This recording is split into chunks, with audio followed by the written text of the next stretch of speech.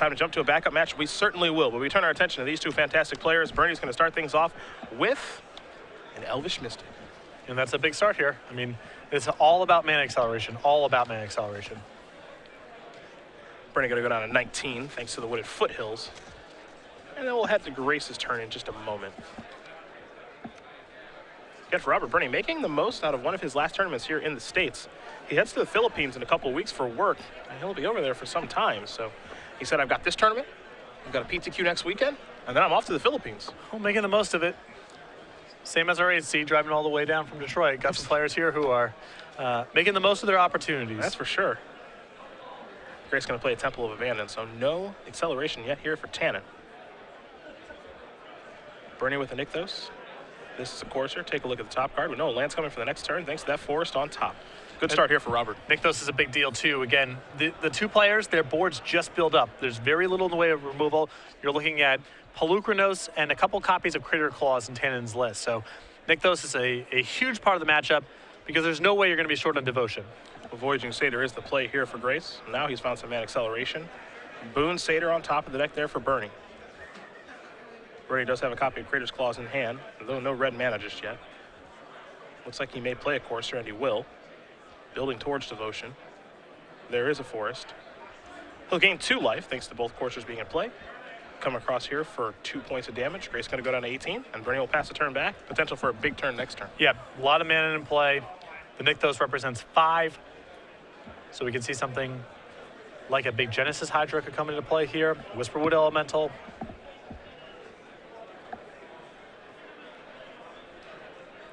See what Grace can put together on his 3rd turn of the game. And he has access to Pelucranos, and Tannon can cast it this turn. Hope that he gets the next turn and can make something happen here. Maybe shoot down the Elvish Mystic, put a big creature into play. But very much at the mercy of whatever Robert offers up this turn. You speak of Genesis Hydra, there's one on top of Berni's deck here. Won't have access to that this turn, though he could probably cast a large one next turn.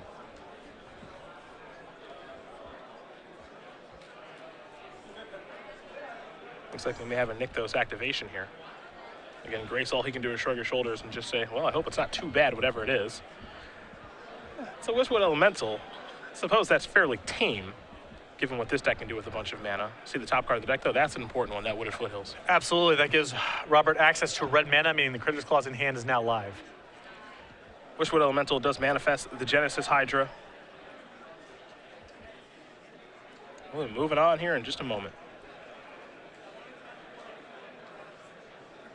As I imagine Berni doesn't have any attacks, and he doesn't. So we go back Grace's way. Grace will take a draw step. Active Pelucranos in play. Shaman to the Great Hunt, the draw step. This is a distinguishing feature between the two decks.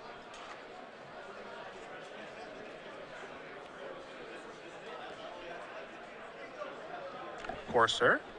Trigger. Take a look. Gets a Temple of a Bandit. There's your trigger. 2 of them, in fact. 1 for Scry, 1 for Courser. So Grace will gain a life. Now I'll take a look at the top card. It's an Elvish Mystic. That one's going to the bottom. New card will be revealed. That's a Nykthos. That's an important one. It gives Tannon some hope if he can get to next turn with Pelucranos and his board intact of being able to make a big play. But that is awfully optimistic. Wooded Foothills the draw. Mountain on top. So we'll see if Berni opts to just play the mountain or if he wants to go with the fetch land. He's going to survey the board knowing there's a lot he can do here. He can generate a boatload of mana. Looks like he's going to play the mountain. Trigger the Coursers. Now there's a Wooded Foothills on top of the deck. Ladies and gentlemen, we will be closing down our side events for the weekend. We have 6 spots remaining in the last. Again, does have a copy of Crater's Claws in hand, so he can roast that Pelucranos if he'd like to. And I think that's ultimately what Robert's going to do. I think the question is, what does he do with all the mana that's left over? No, he has Boon Satyr in hand. He can bestow, say, onto one of his Coursers and start attacking with that and the Whisperwood Elemental. There's some lines of play available to him, but I can't imagine he's going to allow Tannon to go into his turn with that Pelucranos still in play. Legacy Premier IQ players, your pairings for round 7 are O. Well, he's got a lot to think about this turn. That's short for OP, for Star City Games Organized Play, making them very Your pairings for round 7 and standings are posted on the pairings posts. And your pairings Perhaps are it'll just be an available attack at here pairings.starcitygames.com. with the threat of Boon Satyr playing a role. And again, this is for the Legacy Premier IQ. Your pairings for round Robert with 7 a and lot your to think standings about. as of the end of round 6. Well, if he wants to use the Critters Clause in this turn, he kind of has to commit to everything up front.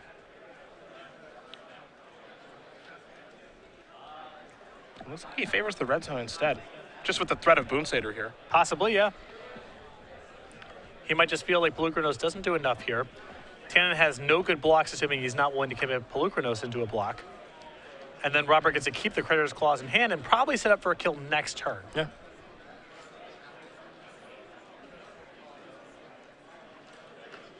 So here are the attacks. Tannon gonna do some math on how much mana can be added here. 7 devotion to green in play right now for Nykthos. So a rather healthy amount.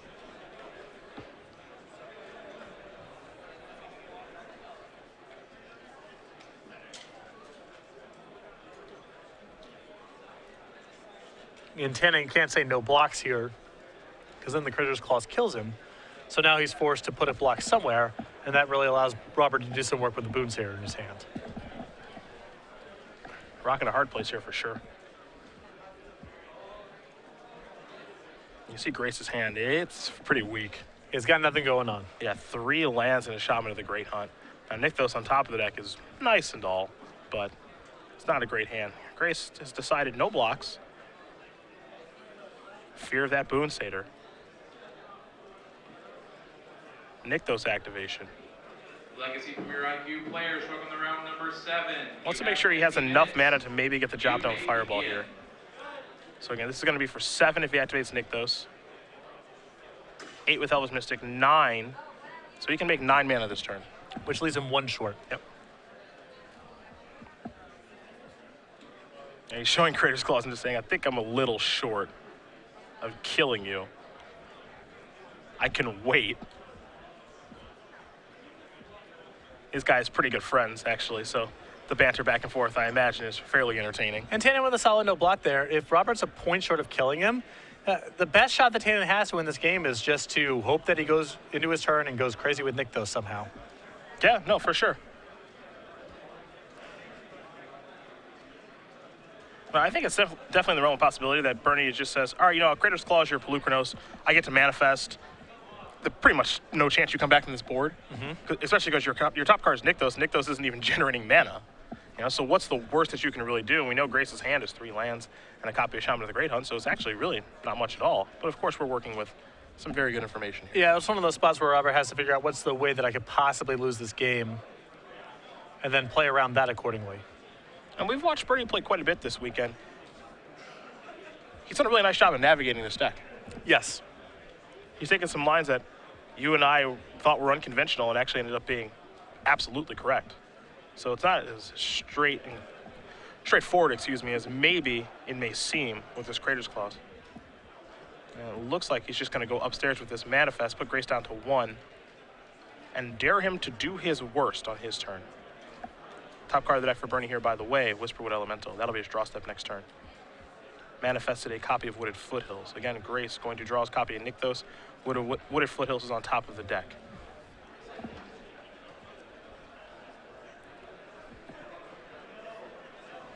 And Tannon needs to put that into play to have any hope of containing Robert's board, because now basically everything is lethal.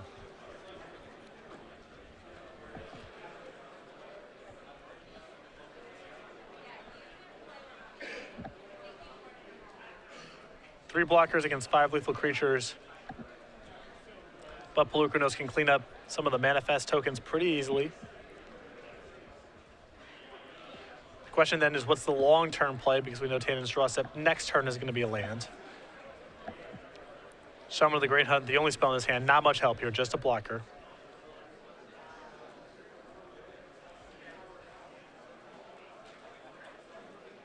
Attention Magic players, this is a last call for today's side events. We have 1 spot left for a booster. Never mind, booster draft is full. We have 3 spots. Looks like a little left Nykthos in activation today's here. standard winner box, and we do 5 have green. 7 spots in the legacy winner box. If we get a Grace is trying to figure out if there's some way he can come back in this game. I find it rather unlikely, but it's definitely worth trying to figure out. And I don't even know if Tannon can commit to this turn to using the Voyaging Satyr because it means he's down a blocker. Yeah, and he's just going to concede the game knowing that there's no way he can get out of this situation. Robert Berni is going to win game number 1 here over Tannon Grace. Green-Red Devotion up a game over Green-Red Devotion. Being on the play certainly helps. Yeah, I mean, Robert was able to curve out there. Tannon had some stuff going on there, but was on the back foot the whole time. No way to break serve, and just got overpowered. Berni had the better payoff cards there, too. Yeah, exactly. Sideboard time. We'll start with Grace. He's on your right. He's got 3 Barbarous Purse, an Arbor Colossus. Nylea's Disciple, 2 of those. 2 Reclamation Sages, 2 Outpost Siege as well. You throw in some Destined Tactics, Wild Slashes, and Arc Lightnings. He's got some nice options here. Some removal to interact with some of the early mana creatures in Wild Slash and Arc Lightning. Even though there really aren't that much in the way of flying in the matchup, I think Arbor Colossus is still pretty big and beefy, worth bringing in. This is Destined Tactics, perhaps the best card in the matchup. It gives Tannon some hope of being able to get some mana creatures in play and use tactics to take care of all of Robert's mana creatures, and then Tannon can go on and win the game from there. On Robert Berni's side, 2 Arbor Colossus, 2 Genesis Hydra, 3 Nylea's Disciple, 2 Reclamation Sage, 2 Destined Tactics, a Xenagos, God of Revels, and 3 copies of Nissa Worldwaker. About the same deal here. You want the big stuff in Arbor Colossus and Genesis Hydra, and you definitely want your copies of Destined Tactics as well for the same reason that Tannon wants it. When the board gets clogged up with mana creatures, tactics can be extremely powerful. And these players will sideboard and get ready for game number 2. Again, they've already played each other once in the tournament, so they know what each other's bringing to the table. Also pretty good friends. They had dinner on Friday along with us, so no real surprises here. We'll see if Tannon can actually tie things up, maybe take this match again. But we will briefly talk about February game night. We're halfway through the month, so not a lot of time left to acquire old mittens here. Yep, this is the Wolf token. It's available with the February kit, which comes with tokens and pins to give out whichever day of the week you happen to run. Game night, sanctioned, unsanctioned, any format you want. Just get the players in your store for some fun and friendly magic. If you want to get signed up for the March kit, head over to starcitygames.com/game night or contact your Star City Games organized play representative. Don't know what there's going to be for March, but I'm excited. But you got a couple weeks left to get home. I like boots better than mittens. I'm sorry. It's fine. Either works, really. Mittens isn't bad. No. But old Bootsy? Boots. I have a lot of names for the animal tokens rolling down the pipeline. Don't worry. Very clever ones, I'm sure. No, not really. I believe that Mittens is a clever name. That's been done before. But I'm not very good at naming things, so Okay. that's I don't know if that's a skill. I guess it Probably is. technically a skill. Some form of creative expression. Not a skill that I have, though. Not really a skill I have. It's too bad. To be fair, not really a skill I want. Why not? You're not an animal guy? Yet. I think at some point in my life I will have a dog. Animals are pretty sweet. They are pretty awesome. Here's the thing, I think at this point in my life it's irresponsible to have an animal. That's definitely true. I feel like I travel too much to even have a cat, which Yeah. is saying a lot. So Because what would I have to? I have to put it in some place every weekend, right? Or have one of my friends look over it every time I'm gone? Yep. Something like that. Yeah, I'm gone Friday and Monday. I'm not even there. Yep. A pet is not a possession, it's a companion. Yeah. And it's important to treat them well. So I think I agree with you. You can have a fish, but a fish doesn't count as a pet. That's a little harsh. They don't even know who you are, man. That's my threshold is, does the pet recognize you? Sorry, I should clarify. Does the pet recognize you as something other than food? Snakes are also disqualified for the same reason. So just fish are just out. I had fish when I was a kid. A fish is much closer to a thing that you own than it is to a pet. So it's more of like a pet rock. than anything. It's closer to a pet rock than it is a cat. I suppose that's true. Wow, there's some fish trauma I need to know about here? No, it just doesn't count. Like, it doesn't recognize you. There's no companionship. It has no bond with you. It's swimming around this little bowl. Thankfully for you, it has a short enough memory that it doesn't get horribly depressed swimming around in the same small bowl all day long. Occasionally you come over and feed it. It has no idea what's going on. There's just food raining down from the heavens. That's not a pet. That sounds like a great life. Imagine if food was just raining down when you were at home. I'm not saying the fish is unhappy. The fish is happy because, well, the fish is whatever a fish is because it has no emotions. But it's not a pet the same way that a cat is a pet. I understand. So you're pro dog. Does a bird count? Sort of. Some of them definitely can recognize their owners and like kind of hang around. Okay. So turtle? I don't know turtles well enough to know if they actually know what's going on. They probably do. They're probably smart enough. They're kind of mean, though. Yeah, they are pretty mean. If your pet is basically conspiring to eat you, it also doesn't count as a pet. Well, yeah, I don't want a snake. Yeah, snakes I are think just waiting for you to moronically leave their door open while you go to sleep, and they can just tee off. That's not a pet either. Game number 2 going to be underway here in just a moment between Tannon Grace and Robert Berni. Hopefully there are no snakes involved in this game, as Tannon will take a mulligan. Tannon's got Rattleclaw Mystic. I think that's a snake. I think it's a mystic. I think it's a human mystic. It's a human mystic? I'm fairly sure it's not a snake. They've made snake shamans before. Coiling Oracle, I think, is a snake shaman. Yes, that also happened during Kamigawa Block at one point as well. However, Perhaps a less tight time for the flavor team. Coiling Oracle, I thought, was a replica. it has 3. It has 3 things on it. Yeah, it also has some sort of job too, right? Yes. I will. Snake shaman accountant or whatever it is. Yeah, that's exactly what it is. You have nailed it yet again, as Bernie's also taking a mulligan here. What is it? What's the creature type? I am going to confirm for you right now. Okay. Thankfully for Twitter, it is a snake elf druid, not Snake an elf. accountant. Snake elf druid. Yeah. Equally as ridiculous, so. Yeah, the leader of the Sultai is a snake. Sidisi. Yes, not a. I don't think Sidisi is an accountant.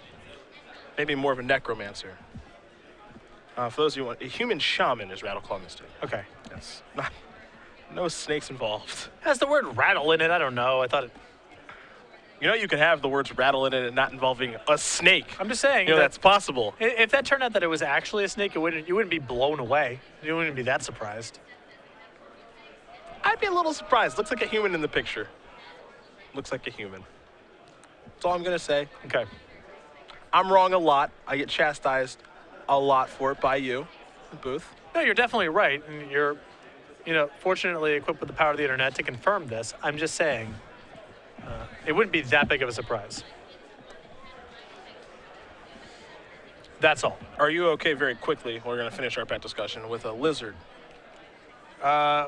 The store that I used to work with had pet iguanas, and those things suck. I mean, they do not recognize who you are. Let's get that out of the way. And they are pretty violent. All right, I'm not going to get one of those either. That's not a companion. The owner of the only game in town had these pet iguanas and had them at the store. It was her one indulgence was this cage for these iguanas. And those things are horrible. Just remember, if you'd like a pet out there, a dog or a cat, pretty much your only option. Maybe a bird. Bird's not bad.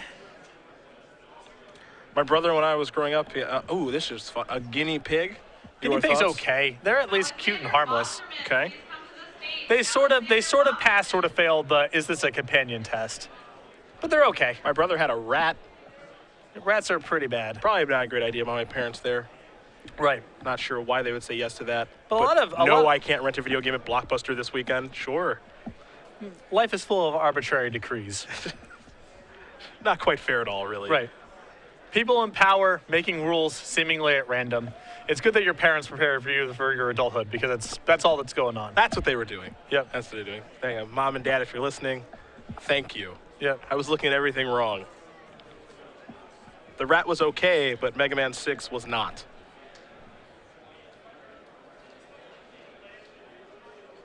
Bernie's on 5 cards. Now, when we watched Bernie play against Grace earlier, Tannon mulliganed to 5, and he won pretty easily. These decks don't interact. So your hand of mana acceleration and a big thing, even on 5 cards, that's going to be good to go.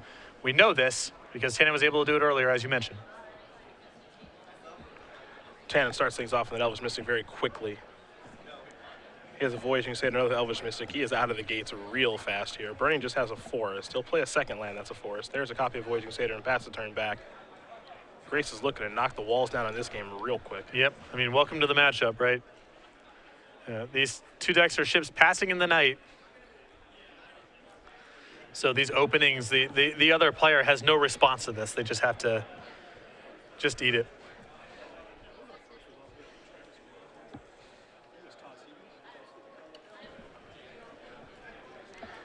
Berni will shuffle the deck here from the Windswept Heath. A couple updates for you guys. Travis Wiggins, the number 8 overall seed, player from Detroit, Michigan, who drove down here to do battle with SCGHOU tokens. It's up a game here over Jason Blackmore, who is playing red-white aggro. Blackmore, number 1 overall seed, has the option to play first throughout the top 8, has his back against the wall for maybe the first time all tournament. Other matchup are 3 versus 6. Number 6 overall seed, Todd Stevens with SCGHOU tokens. Up a game over Steven Garcia, playing blue-white control. So SCGHOU tokens, nice little performance here so far. Still, in my opinion, if you're looking at raw power level, Standard's best deck. I know there's metagame considerations, but I think if you're looking at what deck most consistently does the most powerful stuff the fastest, has to be SCGHOU tokens. Berni displayed a Wooded Foothills and passed the turn back. Grace is untapped with his copy of Pelucranos, so this could be a pretty fast one here. Right. I mean, this might be a spot where Robert is trying to test in tactics, away 1-mana creature on the way out for his Voyaging Satyr, but this is going to be a rough turn for Robert, and it's going to be very, very hard for him to claw his way back into the game.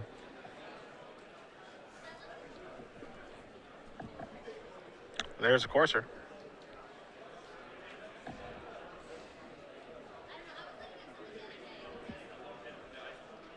We'll see if there will be a response here by Berni. This Courser is not yet resolved yet. Looks like there's something going on.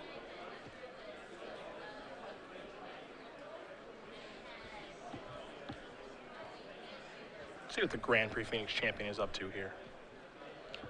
I feel like this is going to be a test in tactics. Yeah.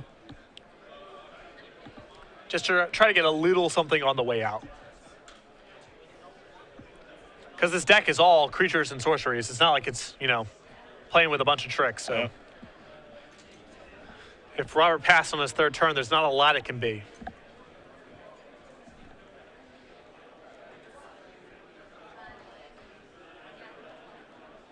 And Tannon says, all right, my friend, make your move if you're going to make one.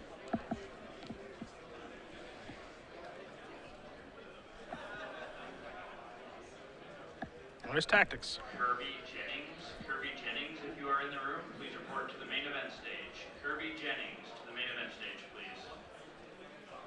Looks like there's going to be a bit of an untap here.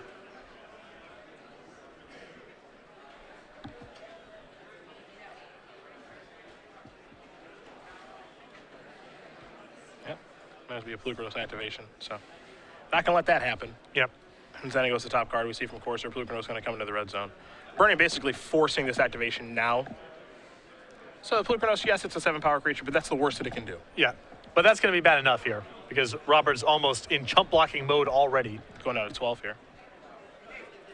See what land he wants to search up. I'd imagine the mountain turned that part of his deck on. So there is the mountain from Portal 3 Kingdoms. Mm-hmm.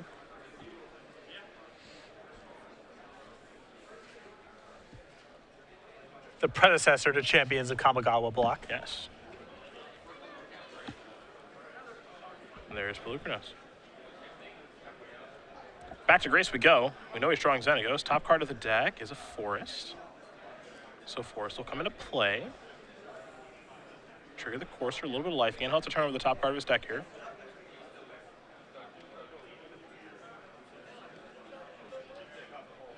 There's another Xenagos. Problem here for Grace, no red mana. Though probably not a big deal.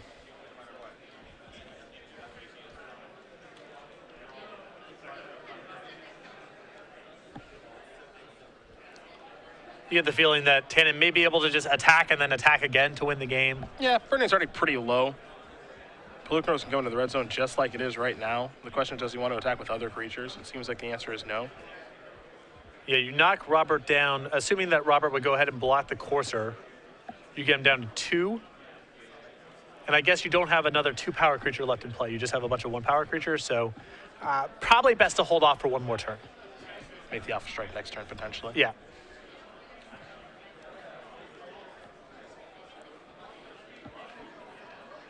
Grace has the opportunity to add quite a decent chunk of mana here. He's going to play a replacement Pelucranos. A little bit surprising.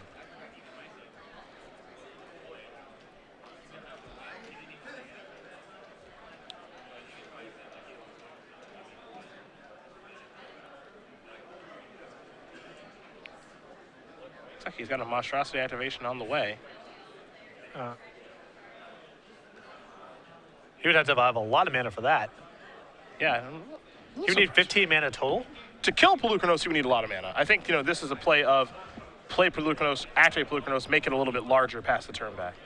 I don't know how much merit there is to that, just because the Pelucranos that was a 7/7 is lethal regardless. It protects Pelucranos against, I guess, Robert's Pelucranos, but it seems like Robert's so short on mana that that's not going to be a consideration. Xenagos the draw, Courser on top.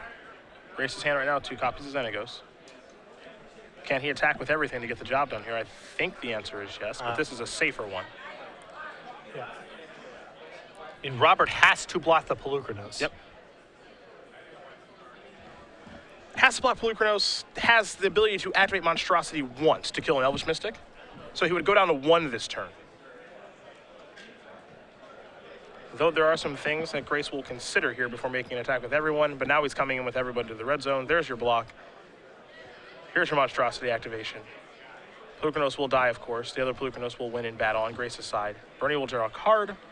It's another copy of Wishwood Elemental. He'll pick up his 4 lands, and we'll get ready for a third game here as Tannon Grace is able to tie things up.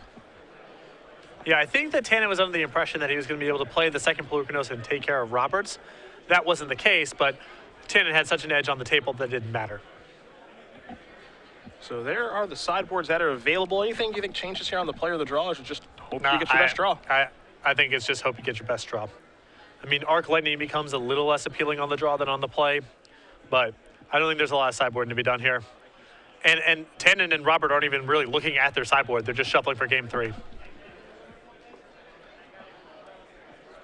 Well, both these players will be ready for game number 3. We will talk about our IQs here that are involved in the Open Series. We've got 2 Premier IQs taking place right now. We got a Legacy one and a Modern one going on, plenty during the week, depending on where you live, but you can also get them in your own store if you'd like to. Yeah, absolutely. These are not just something that you can find on the Open Series. You can bring these to your local stores. We have numerous tiers of IQs available for players who are just looking for more local organized play, a path to the Invitational, or for a lot of players last year, a way to get to the Players' Championship.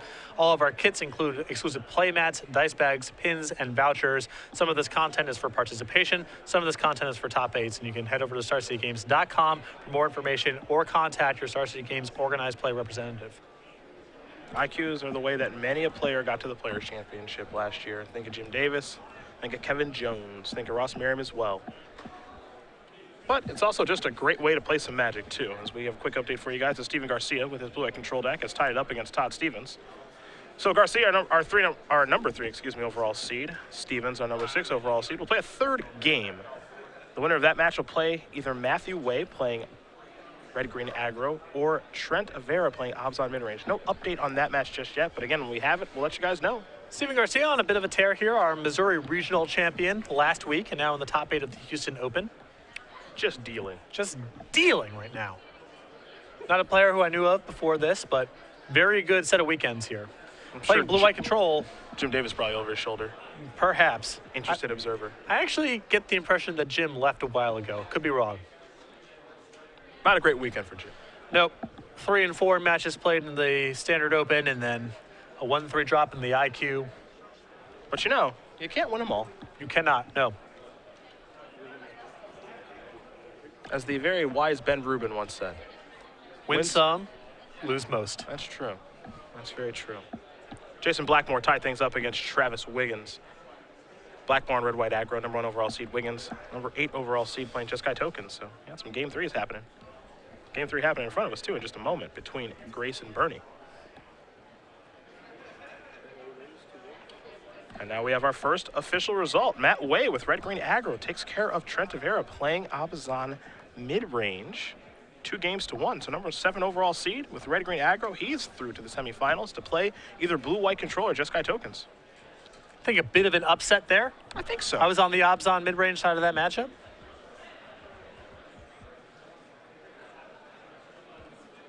These 2-color decks looking pretty good. Yep.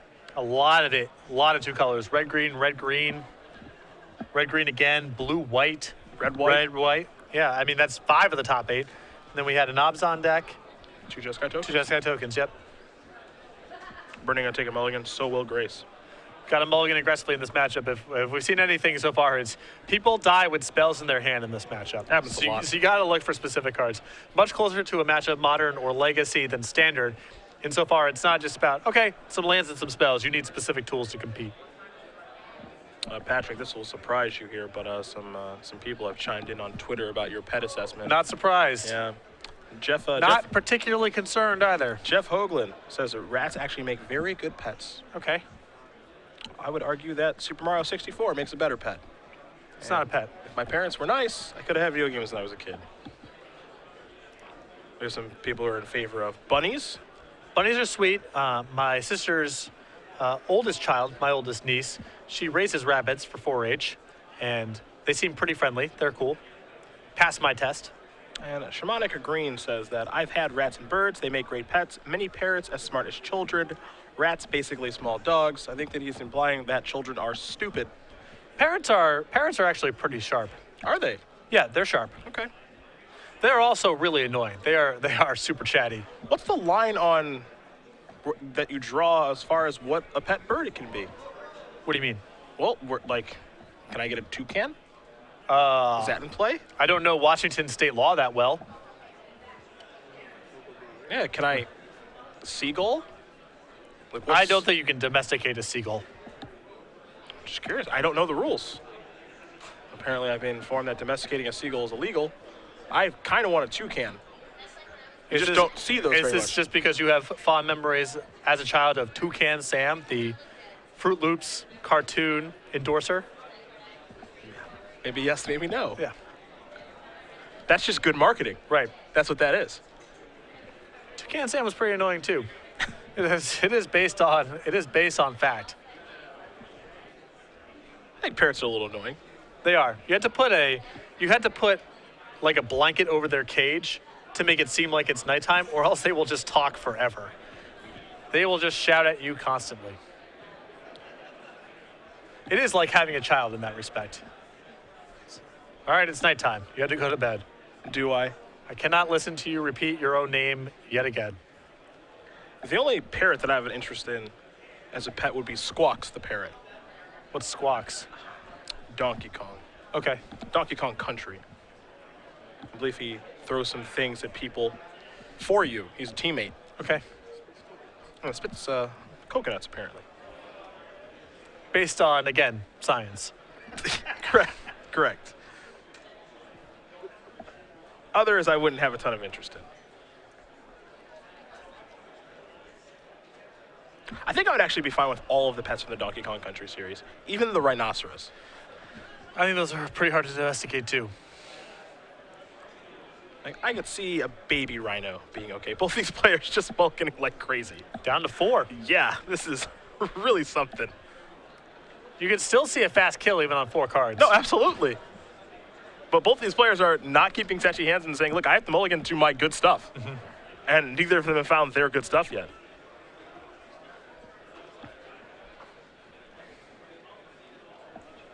Did you grow up with animals? Brother had a rat and a turtle. Okay. I had fish, named after the Street Fighter 2 characters. Okay. They didn't live for very long. I fed Balrog way too much. Yeah. Yeah, not smart. No cats, no dogs. Mm-hmm. Neighbors down the streets had those things. And I was under the impression, because my neighbor 2 doors down from me babysat me, they had a dog named Sassy, and they would just let it out. Yep. And it would just go to the bathroom and come back, and I was under the impression that that's all you had to do if you had a dog. Which is not even remotely true. Right. You gotta hang out with that thing. Yeah, not even close to true. So Just starts peeing on your stuff otherwise. as I found out during college, Yep. when my roommate had a greyhound. Now those dogs especially, they need to get out and run. Yeah, it was a rescue greyhound, and I remember the one day that I left my bedroom door slightly open. Uh-huh. It came into the bedroom. My box of Cinnamon Toast Crunch was destroyed, as was most of the furniture in our apartment. Right. Well, it's the dog's stuff. The greyhound got on a sugar high and went to town. That's great. It went to town. The couch was destroyed. I got a stern talking to about leaving my door open, too, after that. Not the dog's fault. Gotta be a responsible pet owner. Animal's only as good as its companion. It wasn't my dog. My roommate's dog. You're part of it. And you're hanging out there, you know? I lived there. I wasn't hanging out. I lived there. Keep that dog out of my room. Here's an Elvish Mystic. Tannon, how lucky. Unbelievable. Yeah. Berni probably has a one-lander, and Tannon is furious. Tannon's hand's not bad. That's not terrible, no. Nick, that was a good draw. 3 lands plus a Xenagos and a Courser you can cast. One of them's a temple, too. Yeah, this is a real hand.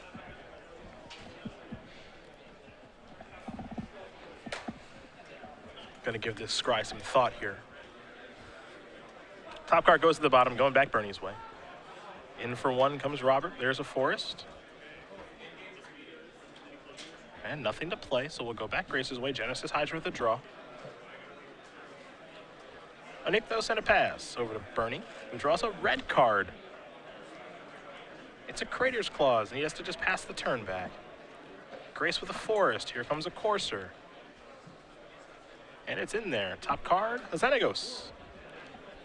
Berni will draw a Genesis Hydra. All you can do is pass the turn back over to Grace, who draws his Xenagos. Top card is a Wild Slash. This game might be over real soon. I mean, this could actually be Xenagos beatdowns, which we rarely see in the mirror. Sometimes Xenagos is in there to generate tokens and chump block, mostly for mana power. But this game, cranking out a sea of 2/2s could be very powerful, especially if Robert has no play next turn, and Tannon can just Wild Slash the Elvish Mystic away. There is Xenagos. Here is a Satyr token. I think it's beat down a clock. Here we go. Berni's going to go down to 15.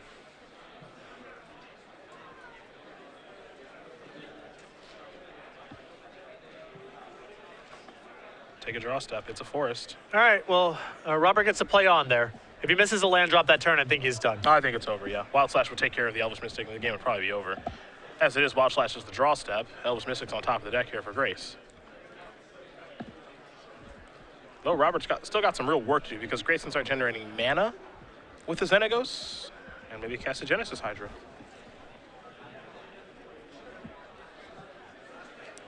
So a lot to think about here if you're Grace. Well, I think that Tannon definitely wants to kill the elf this turn, so that takes care of one of the mana. And then how good is it to be Genesis Hydrating for 3 after the fact?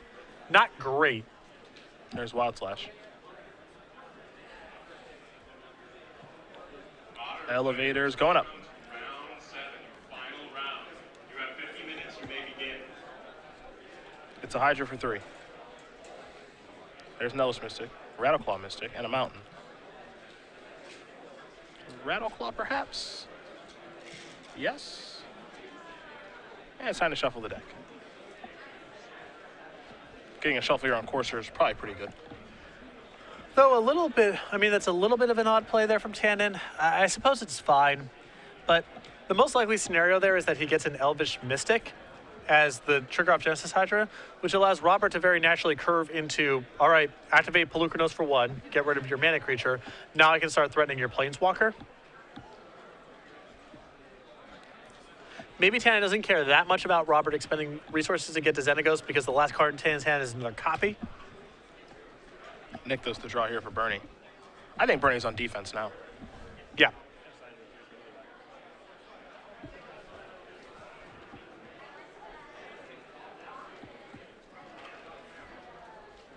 Tannon does have the luxury of basically waiting, producing a bunch of tokens with Xenagos, and if he happens to find one of his big plays, can generate mana with Xenagos and do something awesome. Yep. And in the meantime, Robert probably just has to fight for 1 with Pelucranos this turn and hang back on D. And keep peeling lands. Yeah. There's Genesis Hydra for 2. We have a winner. All right. That's pretty insane hit. I mean, he had to go for it. Yeah. It's a risky play, but what else is he going to do? Yeah, that hit is fantastic because not only is that like an 0-3 against this, what is likely to be a swarm of 2/2s, but also it's red mana. Yep, and the devotion counts real high now. Yeah, that's a pretty insane hit there by Berni. I like the risky play, though. What, you know, is he's got to roll the dice at this point. He's way behind on the board. Things are not getting better. And now he has a shot to come back if Tannon misses. Tannon is forced to draw step. Elvish Mystic will be the draw step next turn. That's about as close to a whiff as it's going to get. Grace will play that land, trigger the Courser, gain a life. But he's in some trouble right now. Xenagos is all well and good. Maybe the elevator keeps going up on that. We'll see. But now Grace has got some serious thinking to do. For sure. But there's no good attacks. And the only thing that he can really choose between is, do I hold back with the Xenagos, the second copy in my hand, or do I play it this turn while my mana's freed up and get an extra Satyr? I think he should probably just sit on the Xenagos, just keep creating some Satyrs here. Because the extra 2/2 is not worth very much, as Robert's board is pretty developed to block.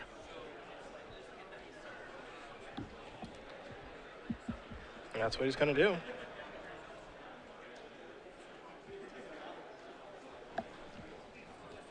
Access to 7 mana this turn for Berni.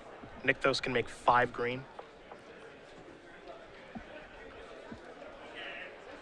And Berni knows the card in Grace's hand is a Xenagos. Saw it from the Courser. You can see Crater's Claws in hand. Right now, Robert just wants to hold the fort for long enough to get Tannon into range.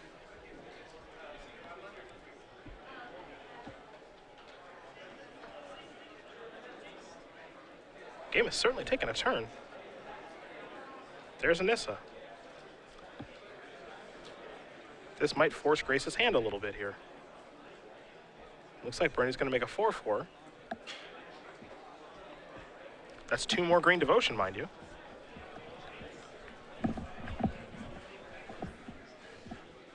Elvish Mystic to draw, top card, okay. All right, this might compel Robert to make a move. Yep. Because next turn could be huge for Tannon. Mystic's coming down. Satyr token's coming in. And now it's time for Berni to make a decision. He'll draw a card. It's a forest.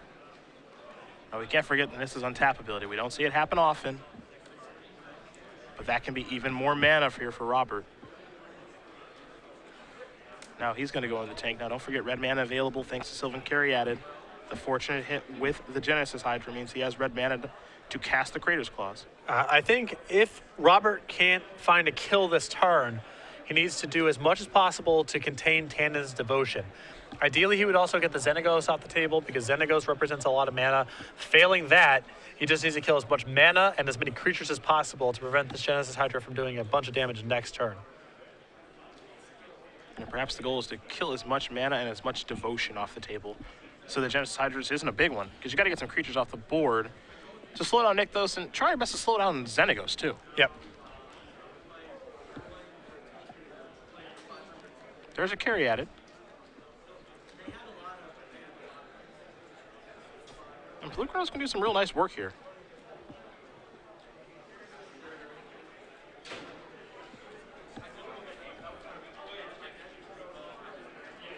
Eight devotion in play.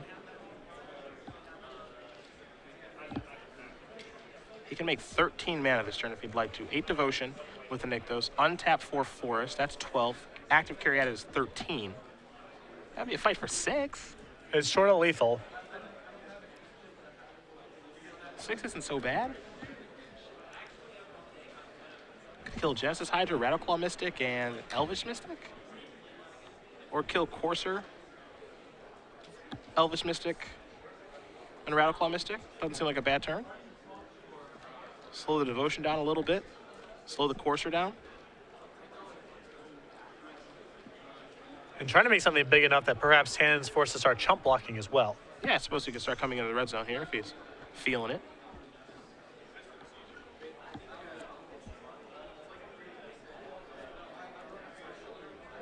There's some mana. Nykthos gonna tick up. Gonna untap some mana. Don't see that mode used all that often. It's come up a lot for these green devotion decks. Yes, it has.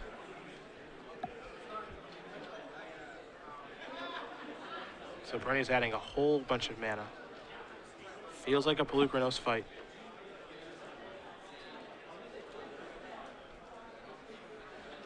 Now it's time to decide what it's going to be to. Looks like it's going to be a Courser. That one and that one. So it just wants to slow down the mana for the Genesis Hydra. Mm-hmm. Get rid of either mana creatures or sources of devotion. Yep. I think that's smart. He's really ratcheted down what Nykthos is able to do. And again, everyone knows that Tannon's card is Xenagos. So we'll see just how good this Genesis Hydra is going to be, because the Xenagos that's in play can, of course, tick up, generate 4. 5, 6, 7, 8, 9 mana, so it could be for 7, which is still pretty healthy. Let's not get ourselves wrong here.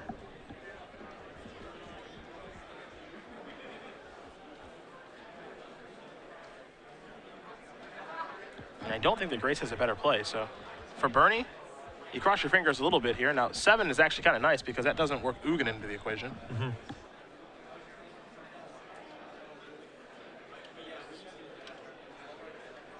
Let's take a look, SCGHOU. Whisperwood Elemental looks like it may be the best of the bunch, which is still pretty good.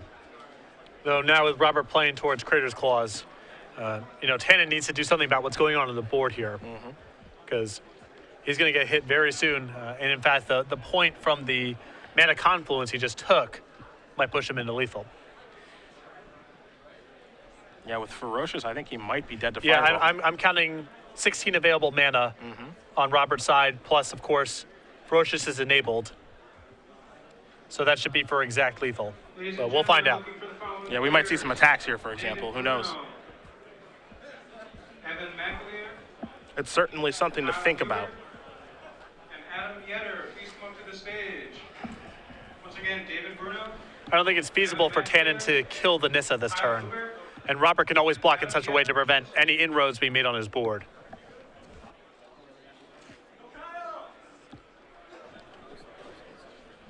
And you can see Robert's doing the same count right now. And that is going to do it right there. The Crater's Claws does it again. We've watched it be lethal so many times. You can put another one on the board there for Robert Berni. Wins this match here over Tannon Grace, 2-1. Both players taking a ton of mulligans there in the third game, and it looked like Tannon was going to run away with that, but Berni taking the risk with a Genesis Hydra, and he got there. A real gutsy use of his Genesis Hydra there. Understood that he had to get